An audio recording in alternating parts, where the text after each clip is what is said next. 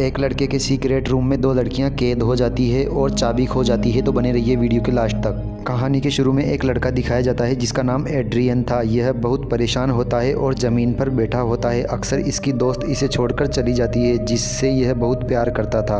वह इसे video record message करके भेजती है और बताती है कि अब तुम और मैं एक साथ नहीं रह सकते, हमारे बीच में कुछ भी सही नहीं रहा, इसलिए मैं रिश्ते को ख़त्म करना चाहती हूँ। अब यह उसका मैसेज देखकर काफ़ी परेशान हो जाता है क्योंकि यह उससे बहुत प्यार करता है और दुखी होकर एक बार में चला जाता है जहाँ वह बहुत शराब पी लेता है। यह इतनी ज़्यादा शराब पी लेता है कि इसे चला भी नहीं जा रहा था। तो इसे संभालने बार में काम करने वाली एक लड़की आती है जिसका नाम फेबियाना होता है। एड्रियन से अपनी गाड़ी भी नहीं चलाई जाती, इसलिए फेबियाना उसे गाड़ी में बिठाकर अपने घर ले जाती है और जब वह सुबह उठता है तो वह फेबियाना से बिना बात करे हुए ही अपने घर चला जाता है। यह बात उसे बहुत बुरी लगती है और वह सोचती है कि मैंने इसकी इतनी मदद करी पर इसने मुझे थैंक यू भी नहीं बोला। फिर एड्रियन को अपनी गलती का एहसास होता है कि उसने फेबियाना को थैंक यू भी नहीं बोला और वह फिर से बार में शाम को चला जाता है और फिर इन दोनों की दोस्ती हो जाती है। अब इनकी दोस्ती इतनी अच्छी थी कि फेबियाना जल्दी ही एड्रियन के घर में शिफ्ट हो जाती है। अब यह दोनों एक नया रिश्ता शुरू करते हैं। दोनों एक दूसरे को पसंद करने लगे थे। फिर एक सुबह जब फेबियाना वॉशरूम में थी तो उसे वॉश बेसिन से किसी की आवाज़ आती है। जब वह कान लगाकर सुनती है तो उसे कुछ समझ नहीं आता।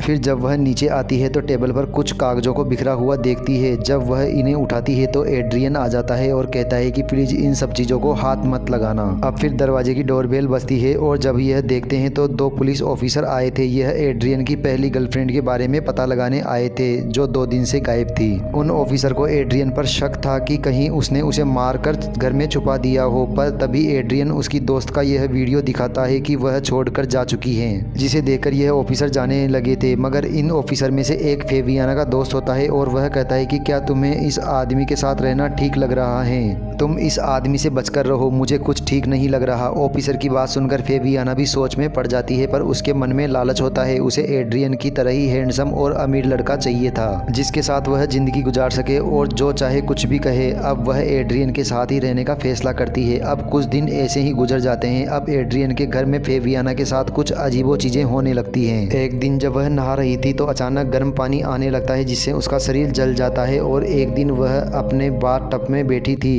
अचानक से पानी हिलने लगता है जिससे वह बहुत ज़्यादा डर जाती है और इसे लगता है कि एड्रियन के घर में किसी भूत का साया है। और जब यह सब एड्रियन को बताती है तो उसे इसकी बातों पर यकीन नहीं आता और कहता है कि मेरे घर में ऐसा कुछ भी नहीं है। फिर एक दिन फेबियाना को घर में एक चेन के अंदर चाबी मिलती है जिसे उसने गले में पहन लिया था। अब इसको लॉकेट समझकर वह बहुत खुश होती है। तभी अचानक लाइट बंद हो जाती है और फेबियाना नीचे से किसी की आहट को महसूस करती है। तभी उस पर अचानक कोई हमला कर देता है तो तभी एड्रियन भी आ जाता है और वह उसे उठाकर बैठाकर पानी देता है। एड्रियन कहता है कि डरने की कोई बात नहीं है, जिसने तुम पर हमला किया है वह कोई इंसान नहीं बल्कि मेरा कुत्ता है जो यहीं पर रहता है। अगले दिन फिर एड्रियन को पुलिस की कॉल आती है और पुलिस कहती है कि हमें एक लाश मिली है और हमें शक है कि कहीं वह तुम्हारी दोस्त की है, तुम्हें इसे यहाँ आकर चेक करना होगा। और तब यह दोनों जाते हैं तो एड्रियन देखकर कहता है कि नहीं, यह मेरी दोस्त की लाश नहीं है। और इसे देखकर फेबियाना भी काफ़ी डर जाती है और उदास हो जाती है। तो उसे उदास देखकर एड्रियन कहता है कि तुम्हें परेशान होने की ज़रूरत नहीं है। अगर मेरी दोस्त जिंदा हुई और वापस आ गई मेरी ज़िंदगी में तो फिर भी मैं तो उसके साथ नहीं रहूँगा, तुम्हारे साथ रहूँगा, तुम ही मेरी ज़िंदगी में रहोगी। और यह सुनकर फेबियाना काफ़ी खुश हो जाती है। यह दोनों एक शीशे के सामने खड़े हुए थे। बाहर से तो यह शीशा था मगर इसके अंदर एक लड़की थी जिसकी बहुत ही बुरी हालत थी जो इन दोनों को देख रही थी। और यह कोई और नहीं बल्कि एड्रियन की वही पुरानी दोस्त हैं जिसको यह पसंद करता था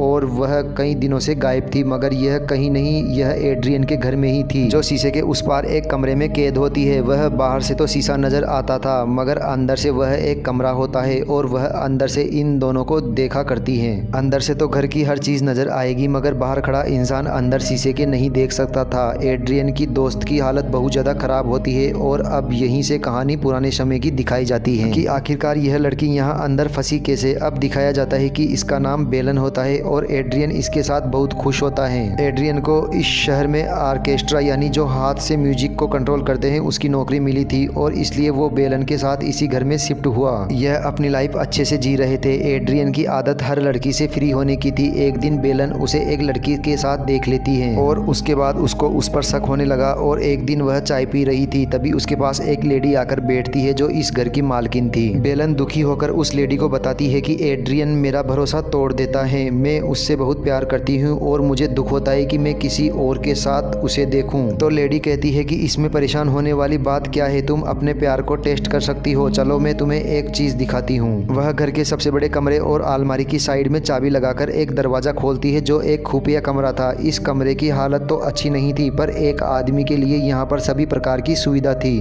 वह लेडी कहती है कि मेरे पति आर्मी में थे, इसलिए इन्होंने यह खुफिया कमरा बनाया था। अगर तुम एड्रियन के प्यार को टेस्ट करना चाहती हो तो तुम उससे रिश्ता ख़त्म कर दो, 2 या 3 दिन के लिए अलग रहकर इस कमरे में रह सकती हो। इससे तुम्हें पता चल जाएगा कि वह तुमसे प्यार करता है या नहीं। बेलन को इस लेडी का यह आइडिया बहुत अच्छा लगता है। अब वह अपना सारा सामान पैक करके एड्रियन के लिए मैसेज रिकॉर्ड करके कि मैं अब तुम्हें छोड़कर जा रही हूँ, और खुद को इस कमरे में बंद कर लेती है। मगर कुछ देर बाद बेलन को याद आता है कि जिससे यह दरवाज़ा खुलता है वह तो बाहर ही रह गई हैं। अब वह फ़ोन करके एड्रियन को बताना चाहती थी, मगर अंदर सिग्नल नहीं थे। वह अंदर से तो सब देख रही थी, पर बाहर से उसे कोई नहीं देख पा रहा था। वह उसे आवाज़ भी लगाती है, पर उसकी आवाज़ भी बाहर नहीं जाती। बाहर से बस यह एक शीशा ही नज़र आता है। अब यह यहाँ पर पूरी तरह फंस जाती है। एड्रियन उसे याद करके रो रहा होता है, और यह वही सीन था जो हमने कहानी के शुरू में देखा था, जब वह बैठकर रो रहा था। मगर फिर एक दिन के बाद ही एड्रियन को फेबियाना मिल गई, और यह देखकर तो बेलन और ज़्यादा दुखी होती है। वह सोचती है कि एड्रियन तो मेरे से बहुत प्यार करता है, वह मुझे धोखा कैसे दे सकता है। मुझे तो लगा था कि मेरे गायब होने पर वह बहुत ज़्यादा दुखी होगा। तो इस तरीके से बेलन यहाँ पर कैद हुई और अब तक रह रही है। अब फिर कहानी से प्रेजेंट टाइम में शुरू होती है। बेलन अंदर से सब कुछ देख रही थी। अब वह फेबियाना को देखती है जो सुबह उठकर ब्रश करने जाती है, जिसे वॉश बेसिन से उसे फिर से आवाज़ आती है। और यहाँ पर हमें पता चलता है कि यह आवाज़ें किसी और की नहीं बल्कि बेलन की ही थी, जो ऐसे ही बोलकर फेबियाना को परेशान किया करती थी। क्योंकि उसने उसकी जगह ले ली थी, इसलिए वह कभी बाथरूम का ठंडे पानी को गर्म करती तो कभी किसी प्रकार से तंग किया करती थी। तो ऐसे में फेबियाना भी तंग आ गई थी। वह फिर से एड्रियन को बताती है कि तुम्हारे घर में भूत है, पर एड्रियन उसकी किसी भी बात पर यकीन नहीं करता। एक दिन जब फेबियाना घर पर अकेली थी तो वॉश बेसिन में वह पानी भरकर कहती है कि बताओ तुम मुझे कि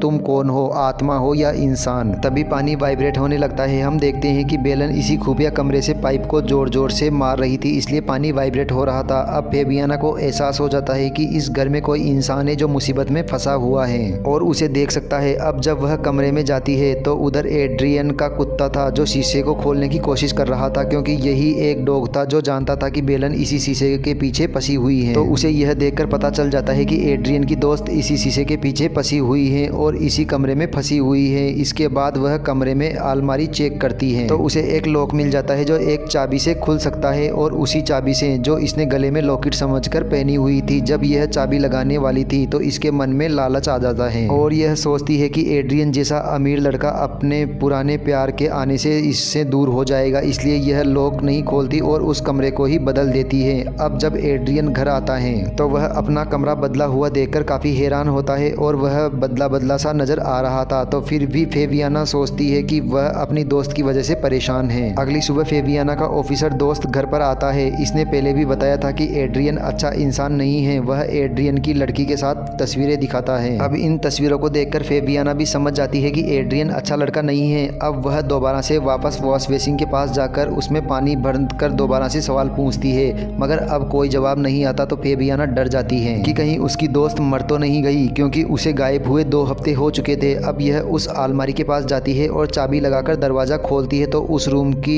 बहुत ही ज्यादा हालत खराब थी। अब आगे जाकर इसे बेलन बेहोश मिलती है। जब यह बेलन के पास जाती है तो बेलन अचानक से जाकर इसके सिर पर कुछ दे मारती है, जिससे वह बेहोश हो जाती है और बेलन उसे छोड़कर बाहर आ जाती है। अब बेलन बाहर थी, इसके पास कमरे की चाबी भी थी और यह बाहर भी, और जैसे बेलन कैद थी उसी तरह अब फेबियाना रूम के अंदर कैद है। बेलन अब उसकी और एड्रियन की तस्वीर को उसी शीशे पर चिपका देती है और इसी के साथ ही उसने चाबी को भी शीशे के सामने बेड पर रख दिया था। अब जब एड्रियन घर आता है तो उसका कुत्ता उसे वह चाबी देता है और वह उस शीशे पर चिपकी हुई फोटो को भी देखता है। फेबियाना की लालच ने उसे फंसवा दिया उस इंसान के पीछे जिसने कभी किसी की कदर ही नहीं की। अब एड्रियन परेशान हो जाता है कि फेबियाना भी गायब हो गई है और अब पुलिस वापस से इस पर शक करेगी, या इस बार पुलिस उसको पकड़कर ले जाएगी, या एड्रियन को पता चल जाएगा कि फेबियाना इस शीशे के पीछे है। और इसी रहस्य को दिखाते हुए यह कहानी यहीं पर खत्म हो जाती है। अब आगे क्या होगा, आगे के जो पार्ट आएगा उसमें दिखाया जाएगा। तो दोस्तों, यह मूवी आपको कैसी लगी? अगर मूवी पसंद आई हो तो वीडियो को लाइक लाइक कर दीजिए और चैनल को सब्सक्राइब कर दीजिए। मिलते हैं अगली मूवी के साथ।